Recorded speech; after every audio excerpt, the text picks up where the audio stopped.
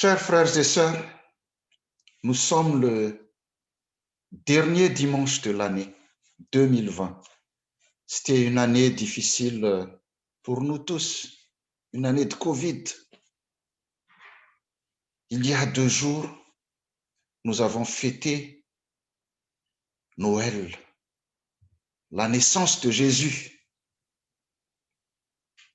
Maintenant, celui qu'on appelle Messie vit dans une famille qui ressemble à toutes les autres.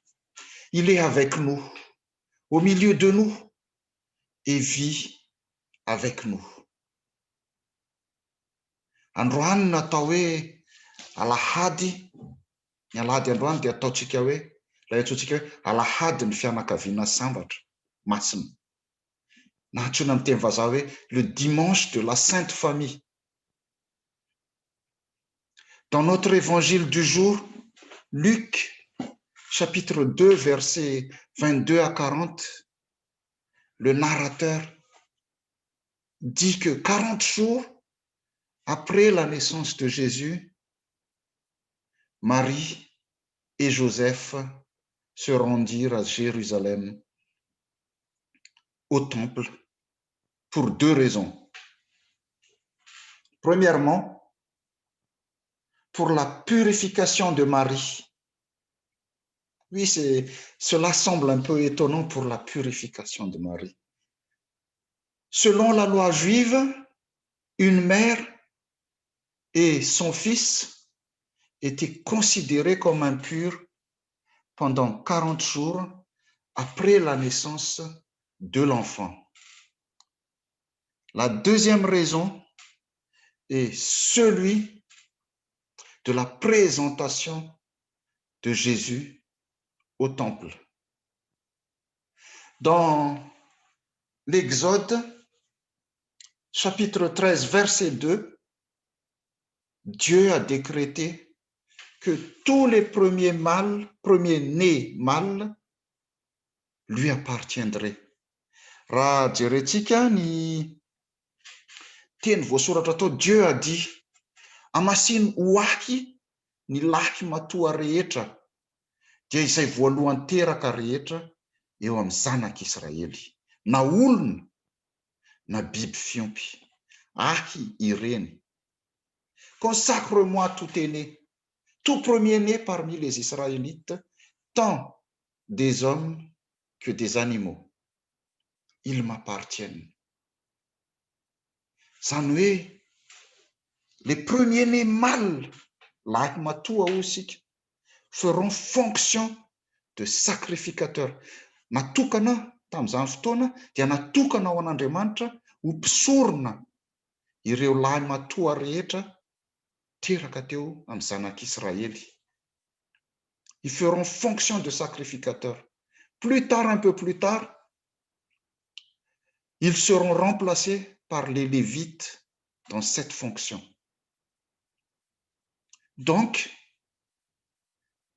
quand ils seront remplacés par les Lévites, les parents furent donc autorisés à racheter leur fils premier-né. Donc, à ce moment-là,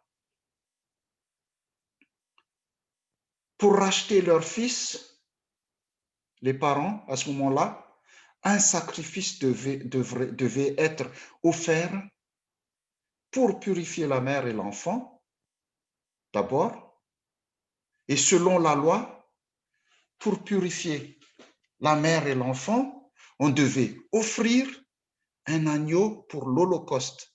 Tokony hanome zanak'ondry atao sorona ao amin'ny tempoly ireo ray aman-dreny. Any amin'ny bokin'ny Lévitique toko 12, andiny voalohany ka hatramin'ny fahavalony misy an'izany. Lévitique 12, 1 à 8, il est écrit que pour les personnes pauvres, au lieu d'offrir un agneau, cet holocauste consistait en une paire de tourterelles ou de pigeons. Les personnes pauvres, ireo mahantra dia tsy manana fahafahana, tsy manana volana ondry afaka omena, dia domoina roa na zana-boromailala roa no omeny izy ireo. Dans ce récit, raha mandinika tsara isika, dans ce récit, de nombreux titres sont attribués à Jésus. On dit qu'il est consolation d'Israël, il est Messie du Seigneur, il est le salut, il est la lumière pour éclairer les nations, il est la gloire d'Israël et libération de Jérusalem. Zany rehetrarehetra zany dia titre nomenan'i Jesosy avokoa. Mais on remarque aussi que Joseph et Marie a offert le sacrifice des pauvres, une paire de tourterelles ou de pigeons. Domoina roa na zana-boromailala roa no nomeny Josefa sy Marie. Josefa sy Marie dia tsy mba nanolotra zanak'ondry. Ceci veut dire que Jésus a donc grandi dans une famille modeste. Et comme nous avons dit tout à l'heure, que le sacrifice a dimension de rachat. Donc, si le sacrifice a une dimension de rachat, Jésus a été racheté par 2 colombes de la part de ceux qu'il aime, de ceux qu'il aimait. De même que à la fin de sa vie, il a été vendu pour 30 pièces d'argent pour ceux qui voulaient sa mort.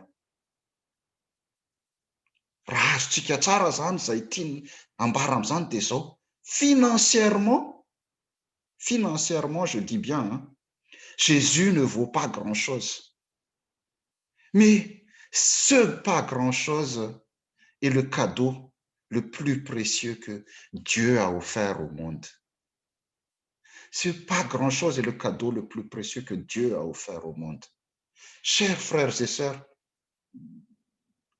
ce n'est pas ce qui fait le plus de bruit ou ce qui coûte le plus d'argent qui est le plus important. C'est l'amour de Dieu pour l'humanité. D'ailleurs, l'apôtre Paul, dans sa 2e lettre aux Corinthiens, il dira de Jésus, lui qui était riche, il s'est fait pauvre à cause de vous, pour que vous, par sa pauvreté, vous deveniez riches. Raha mandinika ihany koa tsika ao amin'io texte androany io, notre texte parle aussi d'un vieil homme qui s'appelait Siméon. Il avait été divinement averti par le Saint-Esprit. Il avait été divinement averti par le Saint-Esprit qu'il ne verrait pas la mort avant d'avoir vu le Christ du Seigneur. Tsy ho faty ianao ozy izy raha tsy mahita ny Messia an'Andriamanitra. Il attendait la consolation d'Israël. Ce vieil homme était juste et pieux et Dieu l'a écouté. Dieu a écouté ses prières. D'ailleurs, son nom, Siméon, le nom Siméon veut dire tout simplement Dieu a écouté. Il est témoin de grâce. Ary rehefa nandray an' Jesosy Kristy teo an-tanana izy, rehefa tonga teo amin'ny tempoly Jesosy, nentina teo amin'ny tempoly, dia nandray an' Jesosy Kristy teo an-tanana izy. En prenant l'enfant dans ses bras, il a dit, conformément à ta promesse, mes yeux ont vu ton salut. Conformément à ta promesse, mes yeux ont vu ton salut. Il n'a pas saisi l'enfant comme on se saisit d'un bien. Il l'a accueilli. Et en disant cela, en disant mes yeux ont vu ton salut, il proclama que l'enfant est le salut que Dieu a préparé devant tous les peuples. Il est la lumière pour éclairer les nations. Il est la gloire d'Israël. Dorénavant, c'est par cet enfant, c'est par Jésus que passera la rencontre avec Dieu. Il est le nouveau temple. C'est par lui que nous pouvons communier avec le Père. Tsy misy intermédiaire intsony fa avy amin'ny Jesosy Kristy no ahafahantsika miaona amin'Andriamanitra.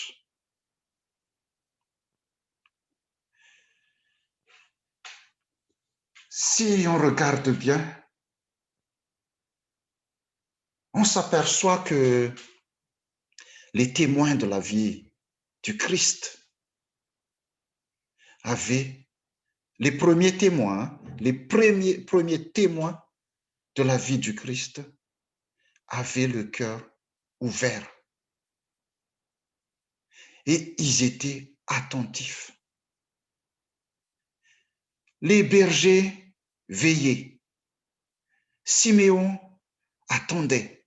Et il y a aussi Anne, la prophétesse Anne, a consacré sa vie entière au culte, au jeûne et à la prière. Andriamanitra rehefa manome fampanantenana ry havana dia afaka mino sy matoky isika fa tsy maintsy ho tanterahany zany. Lorsque Dieu fait une promesse, nous pouvons compter sur lui pour qu'il accomplisse ce qu'il a promis. Ceux qui sont tellement immergés en Dieu finissent par avoir les pensées et les yeux de Dieu. Ils seront comblés et ils vivront en paix. Ceux qui ne veillent pas, par contre, et qui n'attendent pas, risquent de passer à côté des signes de Dieu. Raha tsy mandreny feon'Andriamanitra ianao, si vous n'entendez pas la voix de Dieu, c'est que vous ne l'attendez pas assez. Vous ne l'écoutez pas assez et vous l'étouffez sous les bruits de vos passions et de vos agitations futiles et dérisoires.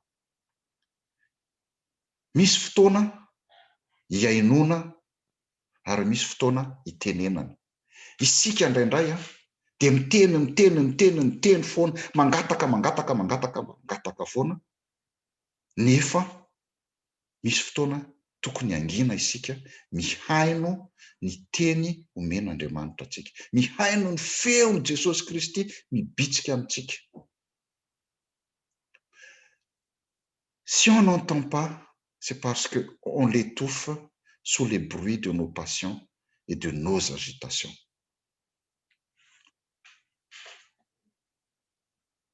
Contrairement à nous,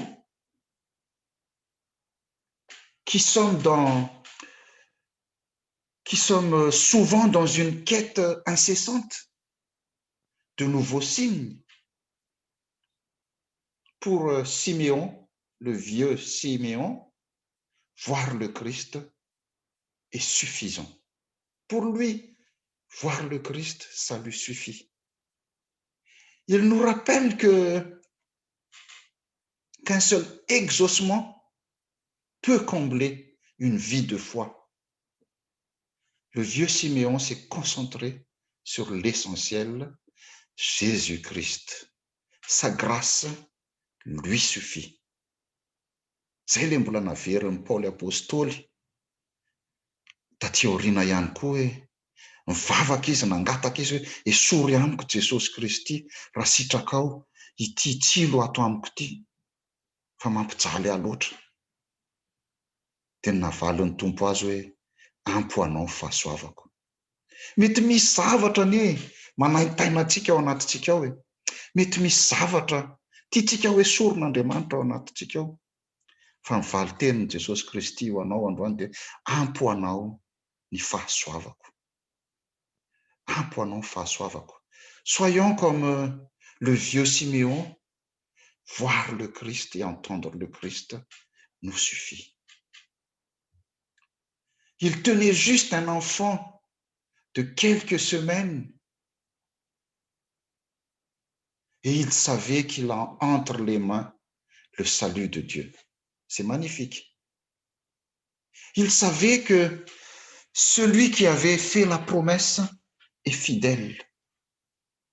Fa mahatoky ilay efa nanome ny teny fikasana, teny novakitsika teo zany tany amin'ny Hébreo 12:1-12. Fa mahatoky ilay efa nanome ny teny fikasana. Comme Abraham, comme Sarah, comme le vieux Siméon, ayons foi en Dieu et nous en serons récompensés. Abraham, Sarah et le vieux Siméon ont eu foi en Dieu et il en fut récompensé. Vireny vakina nge ny teny rehetrarehetra vakitsika teo e. Moi, ce que j'ai trouvé magnifique dans ce texte du jour, c'est que qu'est-ce qui est plus fragile qu'un enfant? Qu'est-ce qui est plus fragile qu'un enfant? Qu'est-ce qui est plus important que le salut? Le vieillard a vu le salut sous le trait d'un enfant et cela lui a suffi.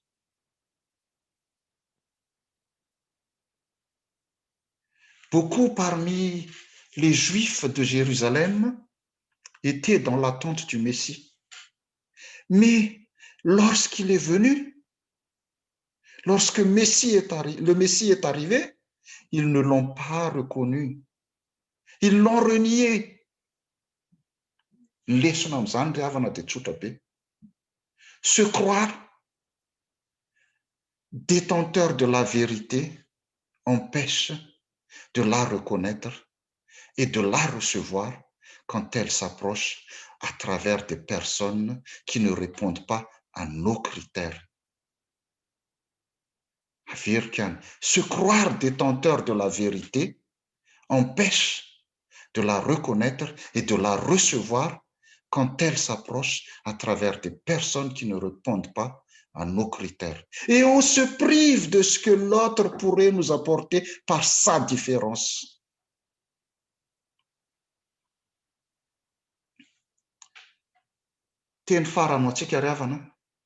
Chers frères et sœurs,